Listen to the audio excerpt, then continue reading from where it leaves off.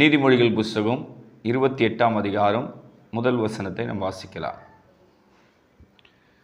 ஒருவனும் தொடாதிருந்தும் துன்மார்க்கர் ஓடிப்போகிறார்கள், நீதிமான்களோ சிங்கத்தைப் போல தைரியமாய் இருக்கிறார்கள். கடந்தொல்லையோடு கண்ணீரோடு இருக்கிற என் அன்பு சகோதரியே, இன்றைக்கு என் மூலியமாக பரிசுத்த ஆவியானவர் உன் பயத்தை நீக்கி உன்னை ஆறுதல் படுத்துவாருமா. பொதுவாகவே நீங்கள் கடன் வாங்கிட்டீங்கன்னா உங்கள் இருதயம் ரொம்ப அப்படியே பயந்து நடுங்கி கொண்டு இருக்கும். இருதயத்தில் சமாதானம் இருக்காது. கடன் வாங்கிட்டீங்களா, இரவெல்லாம் உங்களால் தூங்க முடியாது. கடனை பற்றியே 24 மணி நேரமும் உங்களுக்கு யோசனையாக மாறிடும். யோசி யோசி யோசி யோசி உங்களுக்கு தலைவலிக்கும்.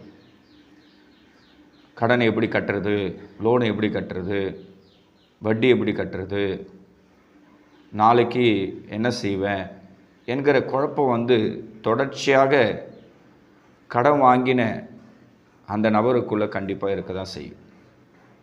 அதனால்தான் ஆண்டவர் இந்த நீதிமொழிகள் 28ஆம் அதிகாரத்தில் அவர் சொல்கிறாரு, ஒரு நீதிமான் சிங்கத்தை போல எப்போவுமே அவன் தைரியமாக இருப்பான். இந்த தேவ செய்தியை பார்க்கிற என் அன்பு சகோதரியே, கடந்தொலையினால் இப்போது மிகுந்த பயத்தோடு கூட நீ இருக்கிறோம்.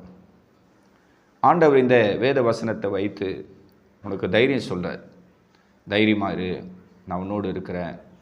உன் வலது பக்கத்தில் நான் நேலாக இருக்கிறேன்னு சொல்லி அப்பா இன்றைக்கி உன்னோடு பேச வந்திருக்கிறார். பயப்படவே கூடாது.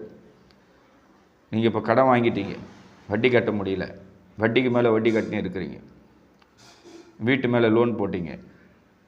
இதுவும் இல்லாத பைக் லோனு, கார் லோனு, மகளிர் லோனு, எங்கெங்கே வட்டிக்கு கிடைக்குமோ அங்கெல்லாம் வட்டிக்கு வாங்கிட்டு வட்டியை கட்ட முடியாமல், சமாளிக்க முடியாமல், வருமானத்தை வச்சுக்கின்னு வாழ முடியாமல் நீங்கள் ரொம்ப கண்ணீரோடு இருக்கிறீங்க.